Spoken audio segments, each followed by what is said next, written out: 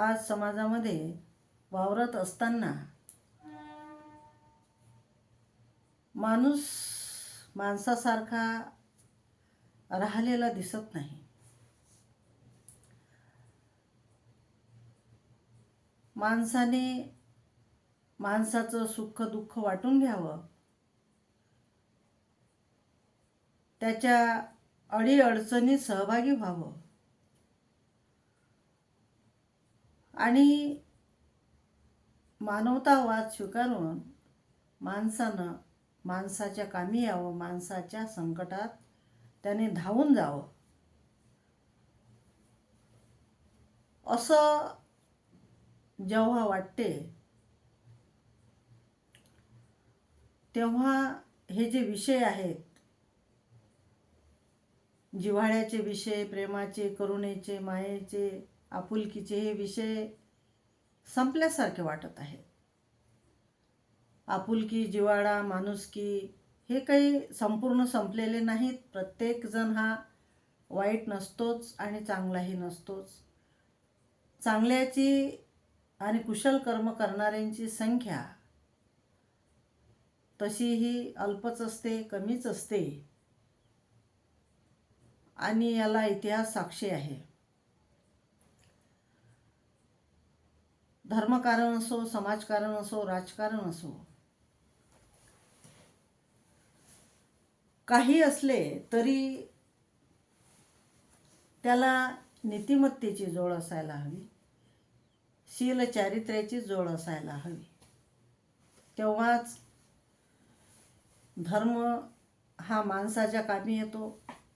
समाजकारण सुद्धा मानवी समाजाच्या कामी येते आणि राजकारण सुद्धा मानवी समाजाच्या कामी पडत असते. परंतु आज समाजामध्ये आणि आपल्या देशामध्ये स्वार्थ, परंपरा, धर्मांधता, विषमता, जातीवाद आणि व्यभिचाराला तर ऊत आलेला आहे. अलीकडेच नाशिक जिल्ह्यातील प्रकरण जे गाजलं आहे अशोक खरातचं, त्या विषयावर तर न बोललेलंच बरं. परंतु आज अशी किळस यायला लागली की माणसं कुठपर्यंत पोहोचू शकतात, मग ते स्त्री असो की पुरुष असो. म्हणजे हे कशासाठी इतकं सगळं करायचं? त्याच्यामध्ये जवळजवळ 40पर्यंत मंत्री आहेत, काही आमदार आहेत. अंधश्रद्धेला म्हणजे इतका वाव मिळाला की त्याला पायबंदच नाही. म्हणजे आम्ही जे समाजकारण करतो, राजकारण करतो, ते कुठल्या दिशेने जात आहे? मग याला पायबंद कसा घालावा, कसा बसावा? आणि हे जे काही सगळं चाललंय हे कशासाठी चाललंय? हा चंगळवाद कशासाठी? आणि इतका स्वार्थ की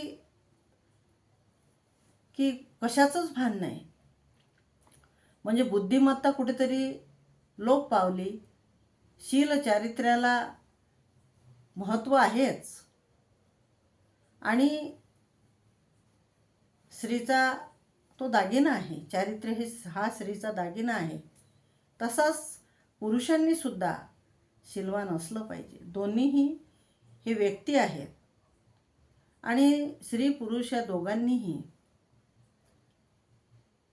आपल्या जे काही इंद्रिय आहेत त्याच्यावर संयम, नियंत्रण आणि कंट्रोल, हे ज्याला आपण म्हणतो, त्याच्यावर नियंत्रण हे त्याला ठेवता आलं पाहिजे. त्यासाठी मनाचं दमन करावं लागेल आणि मनाचं दमन करण्यासाठी तुम्हाला मध्यम मार्ग या ठिकाणी स्वीकारावा लागेल, जो तथागत गौतम बुद्धाने सांगितलेला आहे.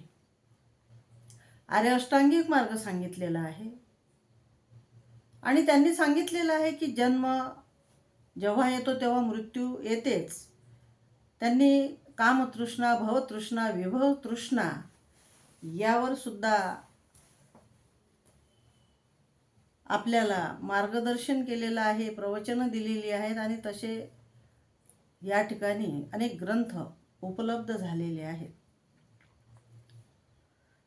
बौद्ध धम्म हा मानवतावादी, समतावादी, विज्ञाननिष्ठ असा धम्म आहे. या बौद्ध धर्माचं पालन जर सर्वांनी केलं तर मला वाटतं की सगळेच मानव प्राणी हे सुखी राहतील. आणि असल्या घटना या देशामध्ये घडणार नाहीत. परंतु झालं काय की या 2000 पासून